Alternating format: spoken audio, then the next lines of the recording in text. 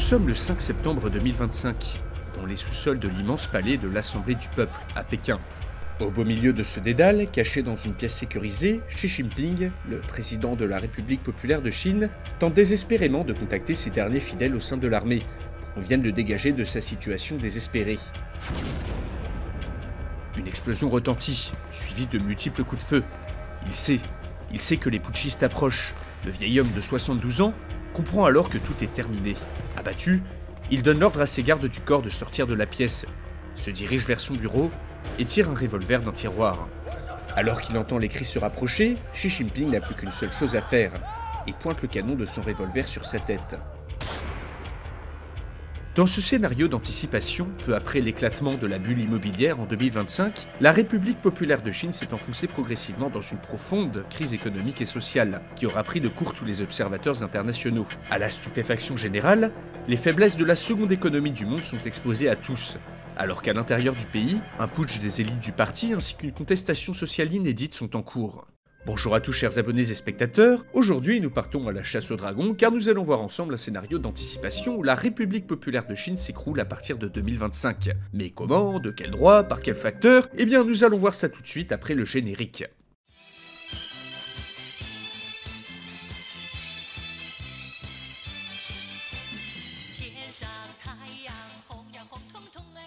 Bon alors, vous connaissez la chaîne et vous savez que s'il y a une chose que j'adore, c'est jouer les Cassandres et vous pondre des scénarios catastrophes fondés sur des bases plus ou moins réalistes. Mais sachez que dans le cas de la République populaire de Chine, je suis très loin d'être le premier à prédire son écroulement. Et oui, c'est une ritournelle qu'on entend depuis les années 50 et qui, force est de le constater, ne s'est toujours pas produite.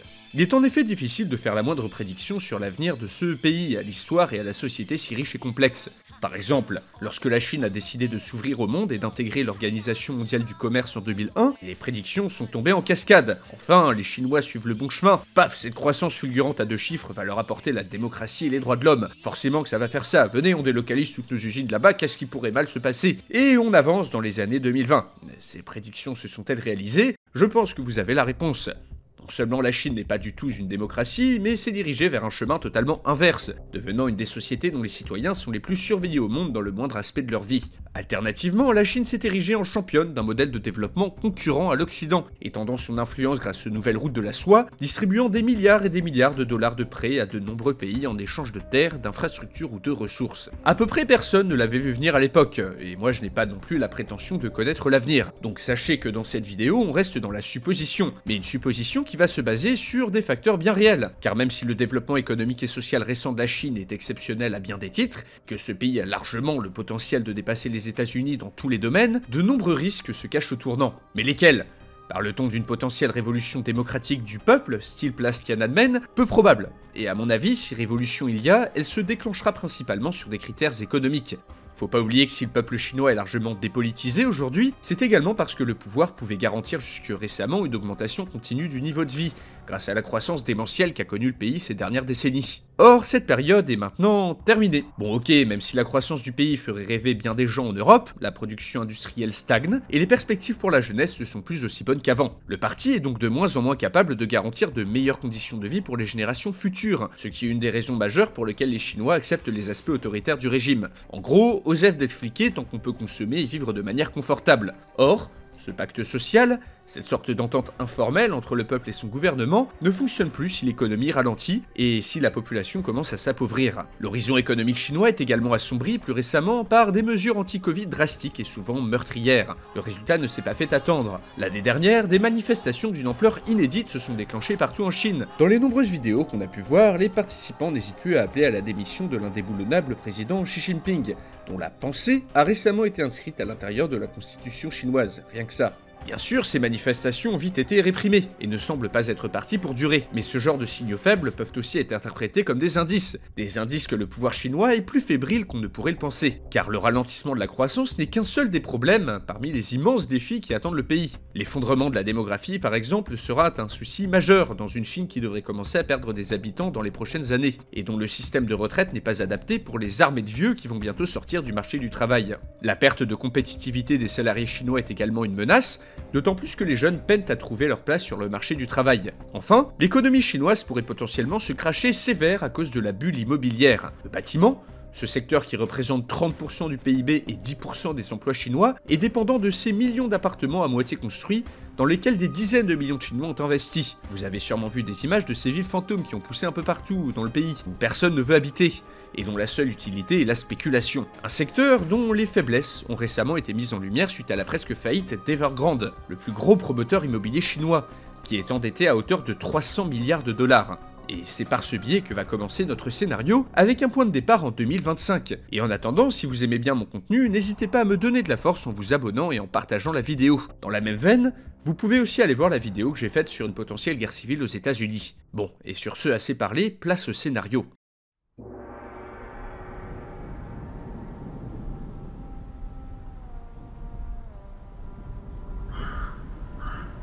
Nous sommes en 2025. Comme chaque matin, la ville de Kangbashi, en Mongolie intérieure, se réveille dans un profond silence, à peine troublé par le chant des oiseaux.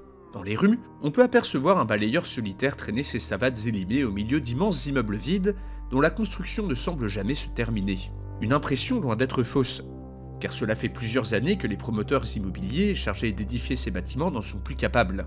Initialement prévu pour abriter 1 million d'habitants, Kangbashi est devenu très vite une des centaines de villes fantômes qui parsèment le pays, le symbole de la folie qui s'est emparé des promoteurs chinois depuis les années 90 et qui a mené à l'édification de la plus grosse bulle immobilière du monde. Une bulle qui compte pour presque un tiers de l'économie du pays. Une bulle alimentée par des promoteurs sans scrupules qui ont construit et construit encore, empruntant, s'entêtant sans cesse auprès des banques et des gouvernements locaux, édifiant d'immenses projets immobiliers à grand renfort de milliards et édifiant un système qui rappelle fortement la célèbre pyramide de Ponzi. Des projets d'appartements, de maisons sur lesquels les Chinois se sont rués, le plus souvent sur plan, sans savoir que ces mêmes promoteurs allaient bientôt ne plus être en capacité de terminer leur chantier, devenant progressivement incapables d'emprunter, soit à cause de leur trop haut niveau de dette, soit à cause des décisions du gouvernement. Dans la Chine de 2025, ce sont plus de 100 millions de logements qui sont inhabités ou non terminés. Logiquement, cette surabondance d'offres a fini par provoquer une baisse des prix à l'achat. Ainsi, ce sont des centaines de millions de Chinois de classe moyenne qui, ayant accédé à la propriété ces dernières décennies, voient leur investissement perdre petit à petit de la valeur. Et ce sont des dizaines de grands promoteurs immobiliers qui, à cause de l'effondrement de la demande, sont incapables de terminer leur chantier et de rembourser leurs dettes. En fait, le secteur immobilier tout entier est sur le point de s'effondrer et risque d'entraîner toute l'économie chinoise à sa suite.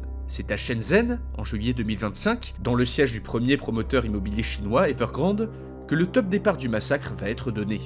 À l'intérieur du plus grand bureau, de la plus haute tour de la ville, le conseil d'administration de l'entreprise vient de se rendre à l'évidence. Malgré les restructurations, malgré les accords avec les créanciers, Evergrande n'est à ce jour plus en mesure de payer les intérêts de sa dette colossale, qui en 2025 s'élève à 400 milliards de dollars. Il va falloir déclarer faillite. C'est désormais inévitable, mais on a confiance. On a confiance envers le parti qui ne pourra pas se permettre de laisser tomber un tel géant. Pourtant, quelques heures plus tard, le couperet tombe via un coup de fil laconique en provenance de Pékin. Le gouvernement ne volera pas au secours d'Evergrande. Le promoteur est devenu trop impopulaire dans la population. Le parti ne souhaite pas encourager l'entreprise à continuer ses pratiques en la renflouant à chaque fois qu'elle déclare faillite. Et de toute manière, les dettes de l'entreprise sont bien trop grandes pour pouvoir les renflouer. Un choix a été fait en haut lieu. Evergrande doit mourir. Le secteur immobilier doit être purgé de ces mauvais éléments. Le lendemain, le monde financier apprend la nouvelle. Dans une situation qui rappelle furieusement la crise de 2008, le plus gros promoteur immobilier chinois est lâché par son gouvernement. Des dizaines de millions de particuliers apprennent soudainement que l'entreprise qui devait leur construire un appartement vient de déposer le bilan. Les bourses s'ouvrent à la baisse, les marchés s'affolent, les banques se préparent à de grands bouleversements. Dans la semaine qui suit, un engrenage malsain commence à se mettre en place, sous les yeux impuissants du pouvoir, qui ne peut pas faire grand-chose pour sauver un secteur pourri jusqu'à la moelle. Devant la chute brutale des prix qui s'annonce, la confiance s'écroule, et les investissements s'assèchent immédiatement dans l'immobilier. Des centaines de milliers de logements sont mis en vente d'un coup sans trouver preneur. Des millions de Chinois ruinés s'organisent en groupements d'intérêt pour refuser en bloc de payer leur crédit, et faire pression sur les banques. Ainsi, en plus d'Evergrande, c'est l'intégralité du secteur immobilier qui est entraînée dans cette crise, mais également les banques et les entreprises qui en sont dépendantes. Partout dans le pays, les chantiers s'arrêtent net, et ce sont des millions de personnes qui doivent cesser toute activité. Le fiasco est total, et la rage monte dans la population. Les jours suivants, devant les sièges des promoteurs et des banques, des milliers de personnes viennent exprimer leur colère. Les employés sont molestés, des locaux saccagés. Les forces de l'ordre sont débordées par la furie de ces gens qui viennent de voir la valeur de leur patrimoine fondre comme neige. La réponse à la crise est lente, car en haut lieu on tergiverse. L'effet domino qui se met progressivement en place est bien pire que prévu, et contamine déjà d'autres secteurs de l'économie. En effet, il devient vite évident que de très nombreuses entreprises, pas les plus petites, et pas forcément dans le secteur immobilier, ont falsifié leurs comptes, ont contracté des emprunts douteux, voire ont carrément menti sur leurs bénéfices et leurs activités réelles. Le spectaculaire ralentissement de l'économie dû à l'effondrement du secteur immobilier va donc provoquer la chute de très nombreux business qui pourtant affichaient de bons résultats auparavant. En fait, on semble se rendre compte partout que l'économie chinoise est corrompue, et que ses fondations ne sont pas plus solides qu'un château de cartes. Un effondrement général se profile. Le pouvoir décide donc de réagir en renflouant les plus grandes entreprises et le secteur bancaire. Des centaines de milliards de dollars d'emprunts sont contractés, dont les particuliers et les petits commerçants, principales victimes de la crise, ne verront jamais la couleur. Pour le gouvernement, il faut avant tout sauver les meubles les plus gros. Et tant pis si la population chinoise doit subir le pire processus de paupérisation de son histoire. Une censure massive de l'internet, ainsi qu'une répression policière féroce, est estimée suffisante pour mater les mécontents. Mais cette intervention financière de la Banque centrale est très loin d'être suffisante, car la corruption, l'endettement et les falsifications comptables, qui sont pratiques courantes dans les grandes entreprises chinoises, sont bien pires que ce qu'on pensait précédemment. Pendant ce temps, les banques ferment les unes après les autres, les promoteurs immobiliers font faillite en cascade. Bientôt, ce sont des millions de Chinois qui se retrouvent sans travail et sans patrimoine. La réponse du gouvernement étant loin d'être satisfaisante, les armées de nouveaux chômeurs et de propriétaires lésés, pour la plupart des membres de la classe moyenne, soutien traditionnel du pouvoir, descendent dans la rue pour exprimer leur colère. Dans les grandes villes, de très violents affrontements opposent les forces de l'ordre à des manifestants qui n'ont plus rien à perdre. Les morts se comptent vite par dizaines. Désemparé par cette contestation d'une ampleur inédite, le pouvoir s'inquiète particulièrement du développement exponentiel de groupements de citoyens, qui s'organisent entre eux afin de s'attaquer directement aux promoteurs et à leur soutien, en refusant de payer leurs prêts tant que leur maison ou leur appartement ne seront pas construits. En effet, via ces groupes, de nombreuses personnes se politisent, et nombreux sont ceux qui s'y montrent critiques envers le pouvoir, qu'ils jugent incapables de gérer correctement la situation. Devant cette menace, Xi Jinping ordonne une répression particulière envers les leaders de ces groupements, ce afin d'éviter la constitution d'une opposition politique parmi le peuple. En l'espace de plusieurs semaines, ce sont donc des centaines de personnes qui disparaissent du jour au lendemain. Enlevés, arrêtés, torturés ou envoyés dans des camps de travail à l'autre bout du pays. Mais cette répression a l'effet inverse qu'attendu. Pour la population, ces disparitions font redoubler la contestation. La confiance envers le gouvernement est désormais brisée, et Xi Jinping lui-même est vu comme un complice des promoteurs qui ont ruiné le peuple. Les rumeurs les plus folles et des appels à la révolte circulent sur internet. Les internautes doivent utiliser d'obscurs codes pour s'organiser, et réussissent ainsi à contourner l'impitoyable censure du gouvernement. La situation n'étant clairement plus sous contrôle, la loi martiale et un couvre-feu sont imposés dans la rue par ordre spécial de Xi Jinping lui-même, sous prétexte d'une résurgence du Covid. En haut lieu, on se montre de plus en plus fébrile devant l'ampleur de la crise. En juillet 2025, les manifestations sont désormais quotidiennes, et continuent vaille que vaille, et plusieurs grèves sauvages paralysent les plus grandes usines du pays. La Chine se coupe du monde et ferme ses frontières.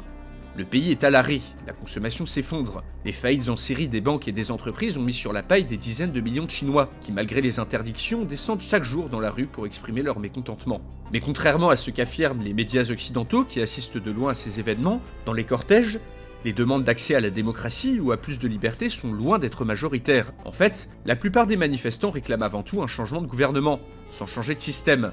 Et le cœur des revendications est avant tout économique. On évite pour le moment de critiquer ouvertement la nature même du régime, et on se contente d'en critiquer les représentants, car on sait que suite à la répression, des milliers de personnes ont disparu, ou ont été enlevées par les services de sécurité. Les groupements de citoyens, qui se sont constitués en réaction aux abus des promoteurs, se sont radicalisés et demandent maintenant la démission de Xi Jinping. L'arrêt de la seconde économie du monde n'est pas sans conséquence au niveau mondial. Partout, l'économie commence à souffrir. Des pénuries de produits manufacturés apparaissent, et de nombreuses chaînes d'approvisionnement sont rompues.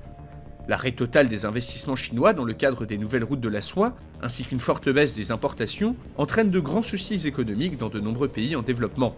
L'Asie du Sud est particulièrement touchée. En Europe, de nombreux produits manufacturés en Chine manquent à l'appel. Médicaments, semi-conducteurs ou encore textiles. Finalement, devant l'ampleur et la durée de la contestation, que la répression ne fait pas faiblir, le gouvernement chinois est obligé de lâcher du lest. Xi Jinping annonce en grande pompe la mise en place de mesures sociales exceptionnelles, destinées à dédommager les particuliers impactés par la crise. Seulement, malgré les meilleurs efforts de l'appareil répressif, ces longues manifestations ont bel et bien donné naissance à une opposition politique citoyenne. Des clubs, des assemblées de quartier, dont les représentants n'hésitent plus désormais à revendiquer haut et fort ce qui leur semble juste. Ainsi, les demandes des manifestants sont désormais bien plus globales, et ceci exige des réformes en profondeur. Les faillites en série d'entreprises corrompues, ayant mis au chômage des dizaines de millions de personnes, c'est une immense purge anticorruption qui est exigée par les manifestants, au sein des entreprises, mais également au sein du Parti communiste lui-même, accusé d'abriter de nombreux complices de ces businessmen corrompus. Devant la spectaculaire montée de la pauvreté due à la crise économique, les manifestants exigent également la mise en place de protections sociales plus élaborées, ainsi qu'une indemnisation totale pour les victimes de la crise économique. Xi Jinping balance, hésite à lâcher du lest, mais a-t-il vraiment le choix? L'étape suivante est d'envoyer les chars contre les manifestants, mais cela ne risque-t-il pas de faire dégénérer une situation déjà très tendue? La Chine des années 80, lors de la répression de la place Tiananmen, n'est pas celle de 2025. Le potentiel de développement économique n'est plus le même, et envoyer l'armée tirer sur la classe moyenne, principal soutien du parti, risquerait de détruire toute la légitimité restante du gouvernement, et de voir ses principaux partisans se retourner contre lui. Seulement, au sein du parti, la gestion de la crise fait aussi des mécontents. On juge le président trop faible face aux manifestants. Très vite, deux camps se forment. Le camp du compromis, avec à sa tête le président, et le camp de la répression, qui compte dans ses rangs les ténors de l'armée, ainsi que les éléments les plus conservateurs du parti. Puis enfin, une décision lourde de conséquences est prise, qui entraîne une scission idéologique majeure au sein du parti. Fin août 2025, Xi Jinping annonce la plus grande série de mesures sociales de son mandat, accédant ainsi à la plus grande partie des demandes économiques des manifestants. Son but est avant tout de relancer l'économie du pays, avant un effondrement total, et d'étouffer dans l'œuf les revendications politiques en achetant le calme grâce à ces mesures extrêmement onéreuses que le pays doit financer en s'endettant massivement. Ce coup de poker fonctionne. 2 semaines plus tard, les protestations perdent en intensité. Le travail reprend, et un calme relatif revient. Mais les finances sont à la peine, et la situation économique est très loin d'être stabilisée. Sur les marchés financiers, la Chine emprunte désormais à des taux prohibitifs. La fin de la prospérité insolente du pays aura brisé le pacte informel entre la population et le gouvernement, et aura fait reculer l'État pour la première fois en plusieurs décennies. De plus, une partie de la population est désormais politisée, ce que le camp de la répression au sein du parti craint par-dessus tout. Pour ces conservateurs, adeptes des méthodes maoïstes, cette reculade et ces mesures sont considérées comme une faiblesse, et selon eux, l'armée aurait dû être envoyée immédiatement pour écraser ces manifestations dans le sang. Une répression impitoyable doit être entreprise immédiatement, et pour cela, il faut se débarrasser du président Xi Jinping, que la vieillesse a, semble-t-il, trop adouci. 5 septembre 2025, 5 heures du matin. Des dizaines de tanks de l'armée populaire de libération investissent les rues de Pékin. Des affrontements sporadiques éclatent dans la rue avec la police de la ville. Les services de sécurité mettent le président à l'abri, lui apprend qu'un putsch est en cours. À l'autre bout du Pacifique, le président américain est le premier dirigeant étranger à recevoir la confirmation que quelque chose de grave se passe en Chine, sans connaître la nature exacte de l'incident. Puis la surprise est totale lorsqu'après 24 heures d'incertitude, une junte militaire affirme par la voix du gouvernement chinois que Xi Jinping a démissionné de ses fonctions et est désormais remplacé par un collectif de généraux. Peu après ce communiqué, la Chine se coupe à nouveau du monde, alors que les différents gouvernements ne savent plus à qui s'adresser pour discuter avec le pays. Puis 24 heures plus tard, les premières images fuitent, diffusées sur internet par les communautés étrangères installées en Chine. Certaines vidéos sont édifiantes. Ici, l'armée tire sur la foule. Là, un bâtiment officiel est pris d'assaut. Un chaos général semble s'être emparé du pays suite au coup d'État. Devant cette incertitude totale, les pays limitrophes mettent leur armée en alerte à la frontière, tandis que le FMI et les agences de notation dégradent encore une fois leurs notes concernant les perspectives économiques chinoises. Une semaine passe, sans qu'on ne sache exactement ce qu'il se déroule à l'intérieur du pays. Les vidéos suggèrent que la population s'est révoltée contre ce coup d'État de la vieille garde du parti, et que l'armée a été déployée pour mater l'insurrection. Les seuls communiqués en provenance de la junte sont des menaces envers Taïwan et le Japon, tandis que les seuls messages qui sont envoyés par la Chine sont plusieurs salves de missiles qui survolent les deux pays sans les toucher. De nombreux observateurs supposent que le nouveau pouvoir souhaite divertir l'attention de sa population vers l'extérieur, afin de calmer les contestations toujours plus violentes. Puis alors que les places financières du monde entier dégringolent, les premiers réfugiés font leur apparition à la frontière vietnamienne, et dévoilent au monde des récits glaçants de massacres et de tortures perpétrés par le nouveau régime. Le monde ne peut qu'assister à la débâcle, en espérant que les bombes nucléaires chinoises ne tombent pas entre de mauvaises mains. Nous sommes en 2030, 5 ans après la chute d'Evergrande. Peu après la prise de pouvoir de la junte, la Chine a à nouveau adopté une politique isolationniste sévère, à rebours de l'ouverture au monde entreprise quelques décennies plus tôt. La population a été matée dans le sang. Les résidents étrangers ont pour la plupart été expulsés. L'économie chinoise fonctionne désormais en totale autonomie. Rares sont les gens qui savent ce qu'il se passe à l'intérieur du pays, qui est désormais tenu d'une main de fer par une vieille garde communiste nostalgique de Mao. Fort heureusement, le monde ne s'est pas effondré, et la crise du secteur immobilier chinois ne s'est pas étendue aux autres pays. Par contre, la perte du moteur de la croissance mondiale a eu des effets dramatiques sur de nombreux pays. L'arrêt subi des exportations chinoises a forcé de nombreux pays à se réindustrialiser, un processus lent et coûteux qui rend d'autant plus difficile la reprise de l'économie mondiale. De nombreux pays, qui étaient devenus dépendants des investissements chinois, sont entrés dans une profonde crise économique. Le Sri Lanka, le Tchad, l'Éthiopie ou encore le Mozambique ont tous fait faillite, et pâtissent tous de l'arrêt des projets liés aux nouvelles routes de la soie. Cette nouvelle donne a totalement rebattu les cartes de l'économie mondiale. L'inflation, les pénuries, l'effondrement de nombreuses entreprises liées à la Chine a entraîné une démondialisation et un retour en force des politiques protectionnistes. Dans ce scénario, après le coup de semonce qui a été le Covid, c'est la chute de la Chine qui aura mis définitivement fin au processus d'interconnexion croissante entre les différents pays du monde. Et vous, comment pensez-vous que la Chine va s'écrouler? Crise immobilière, guerre civile, révolution démocratique peut-être? Je vous laisse en discuter dans les commentaires. En attendant, si jamais vous avez apprécié la vidéo, n'hésitez pas à la partager et à mettre un pouce bleu bien sûr. Vous pouvez également checker ma chaîne Twitch sur laquelle je fais régulièrement des lives. Vous pouvez également vous abonner et en attendant, chers abonnés et spectateurs, on se dit à la prochaine pour une nouvelle vidéo.